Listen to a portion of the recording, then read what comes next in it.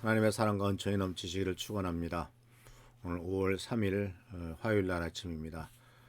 오늘도 하나님이 동행하시고 축복하시는 은혜를 누리며 또 모든 기도가 응답되는 축복이 임하기를 우리 성도님들을 위해서 기도합니다. 오늘 말씀은 어제 이어서 이제 출애굽 이전에 이스라엘 민족이 어떤 상황에 빠져 있었는가 하는 것을 같이 생각해 보려고 합니다. 이것은 바로 출애굽기 1장에 나오는 말씀인데 1장 말씀 속에서 이스라엘 민족의 노예 생활과 생존의 위협, 낙인 찍힌 삶 이런 모습들을 같이 한번 생각해 보려고 합니다. 노예 생활에 대해서는 출애굽기 1장 11절에서 14절에 나옵니다. 그래서 이집트 사람들은 이스라엘 백성에게 힘든 일을 시켰습니다. 그들은 이스라엘 백성을 다스릴 노예 감독들을 두었습니다. 노예 감독들은 이스라엘 백성에게 강제로 일을 시켜서 파라오를 위해 비덤과 람세성을 짓게 했습니다. 그 성은 이집트 사람들이 물건을 쌓아둘 수 있는 창고성이었습니다. 이집트 사람들은 이스라엘 백성에게 더 힘든 일을 시켰습니다. 그래도 이스라엘 백성의 수는 더 늘어났습니다. 그러자 이집트 사람들은 이스라엘 사람들을 더욱 두려워하여 이스라엘 백성에게 더욱더 고된 일을 시키고 그들을 괴롭혔습니다.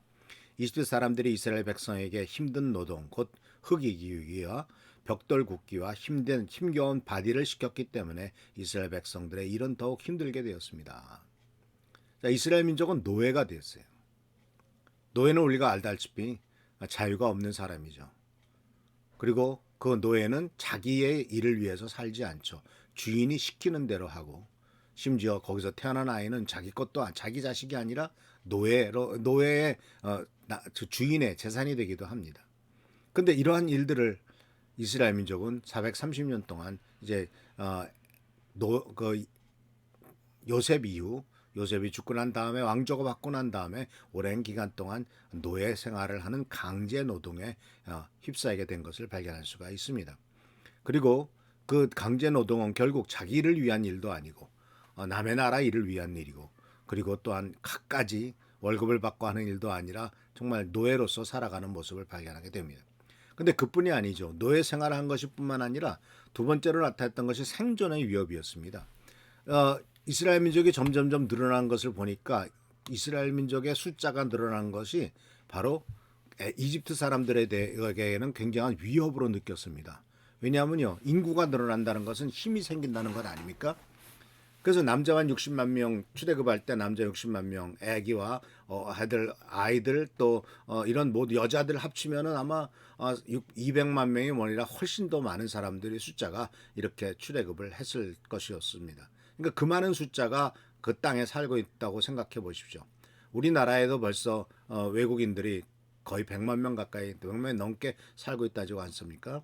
우리 안산 땅에 사는 사람이 몇 명이겠습니까? 안산에 외국인 근로자가 거의 7만 명, 8만 명 살아갑니다. 외국인으로 등록된 사람이. 우리 안산의 인구가 70만 명 정도 되는데 10분의 1이 외국인이에요. 그러니까 그들이 엄청나게 많은 일들을 하고 있는 거죠. 근데 그들이 점점점 늘어나면 어떻게 되겠습니까? 상당히 위협을 느끼겠죠. 인구가 많아지면 더군다나 현재같이 민주주의 국가에서는 투표가 된다면 어떤 일이 생겼습니까? 그래서 생존의 위협을 느끼게 됩니다. 남자아이들은 다 죽여라 하고 말합니다. 출애굽기 1장 22절에. 바로가 모든 백성에게 명령을 내렸다. 히브리 사람들에게 남자아이가 태어나면 아이는 나일강에 던져버려서 죽여라. 나일강에 있는 악어들의 밥이 되게 해라. 여자는 살려둬도 된다. 그리고 동시에 바로 이 일들은 이미 출애굽기 16장에서 22절에 보면은 히브리 여인들의 그 산파들에게 그런 명령을 내렸죠. 그러니까 성경에 보면은 이 출애굽기에 나오는 말씀 속에서 보면 이 이스라엘이란 말을 쓰지 않고요. 히브리 사람이란 말을 씁니다. 왜냐하면 이스라엘 민족이라는 것은 나중에 야곱이 이스라엘이라는 이름으로 바뀌지 않습니까? 그래서 이제 야곱 후손에서 이제 그것을 이스라엘 민족이라고 하는데 이들은 히브리인이라고 불렀습니다. 왜냐하면 히브리족이라고 하는 말은 하비루란 말에서 나온 것인데 하비루라는 것은 천민이란 뜻입니다. 그리고 동시에 또 히브리란 말은 원래 무슨 뜻이냐면 강 건너온 사람이란 뜻도 있습니다. 그러니까 이들은 사실은 별로 그렇게 인정받지 못했던 하급 인종, 그러니까 저천민들이었다는 것이죠. 그래서 이들은 바로 400년 동안 낙인이 찍혀서 그들은 바로 노예 근성이고 다 노예로서 될 수밖에 없는 이러한 존재다 하는 것을 우리들에게 가르쳐주고 있죠. 그래서 이러한 그 이스라엘 민족의 낙인 찍힌 삶 이런 것들이 문제인데 문제는 또 뭐냐면은 그들이 430년 동안 결국 이스라엘의 후손 야곱의 후손들이 거기에 내려가서 430년을 살면서 인구가 늘어났지만 430년이 지나고 난 다음에는 자기의 정체성을 잊어버립니다. 하나님의 백성이라고 하는 정체성을 잊어버립니다. 하나님께서 만드신 이스라엘 민족은 결국 하나님의 백성이고 하나님의 선택받은 민족이라는 것을 잊어버려요. 오히려 거기에서 뭐가 되냐면은 바로 이스라엘 민족은 하나의 노예 근성에 가득한 존재가 된 것을 보게 됩니다. 이제 하나님께서 모세를 이스라엘 민족에게 보내서 출애굽을 시키려고 했잖아요. 그랬더니 모세가 가서 이스라엘 민족을 보내라 그랬더니 오히려 그들의 그 노동 강도가 더 심해지죠. 더 많은 핍박을 당하게 됩니다. 그러다 보니까 어떤 일이 생겼냐면 출애굽기 5장 21절 말씀 속에서 그 당시에 작업반장들이 모여가지고 이 작업반장은 유대인들입니다. 바로 히브리인들이죠.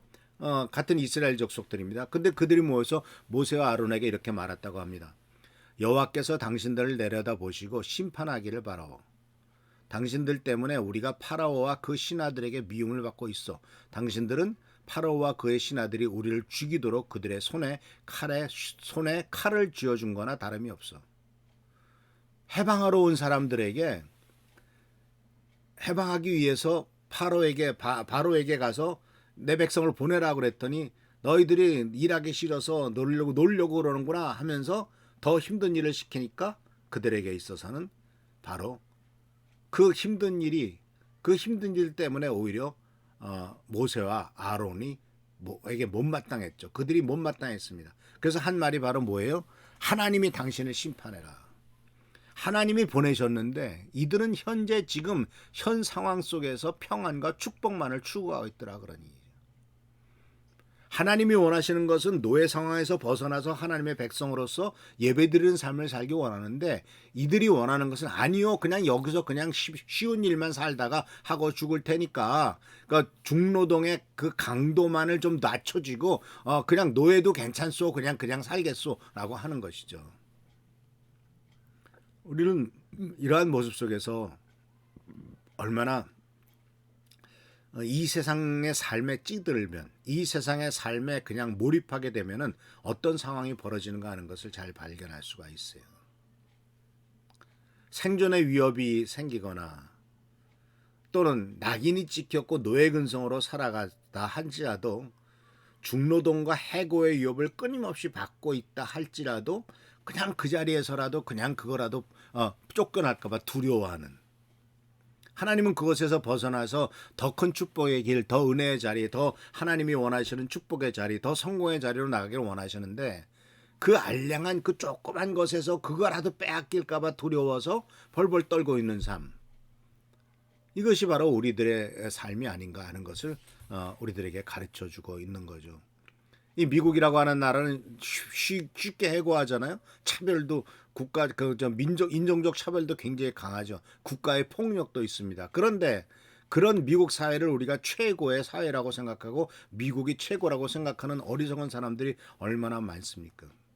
근데 정작 우리가 미국 가면 어떨까요? 미국에 가면은 완전히 그 소수 인종이죠. 별 볼 일 없는 존재들입니다. 한국에서 아무리 공부를 잘하고 또는 한국에서 무슨 박사를 받고 뭘 하고 할지라도 미국에 가면은 정말 우리나라 사람들이 미국에 이민 초기에 갔을 때 어땠습니까? 처음에 심지어 1900년대 전에 1800년대 말에도 하와이로 이민 갔거든요. 이민 가서 뭘 했는지 아십니까? 애니깽이라고 바로 알로에 농장에 가서 그 고통스러운 농업 일을 했습니다. 그리고 우리나라 사람들이 처음에 이민 갔을 때도 우리나라에서 대학을 나오고 학벌이 있어도 가서 할 수 있는 것이 무엇이었습니까? 해봐야 세탁소나 아니면은 어떤 그로소리 같은 슈퍼마켓 하는 것밖에 할 수 없지 않습니까?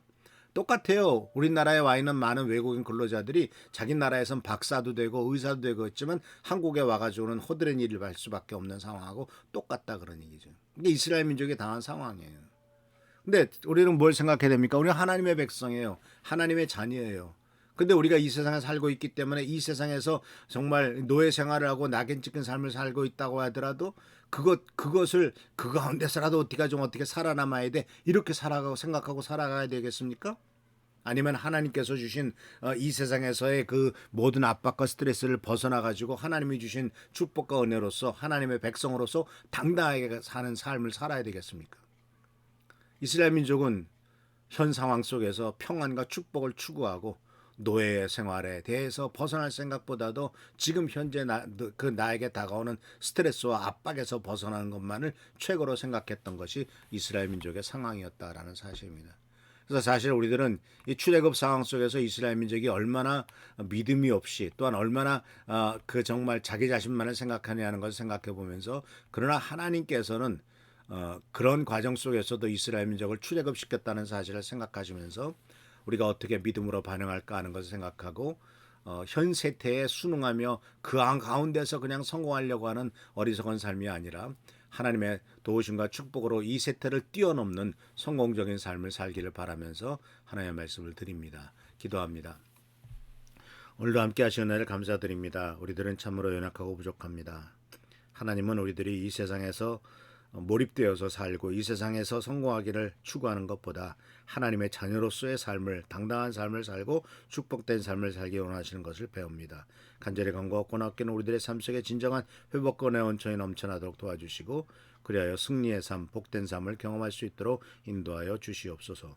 오늘도 함께하여 주옵시고 지켜보살펴 주시기를 바라옵고 예수 그리스도의 이름으로 축복하며 간절히 기도하옵나이다.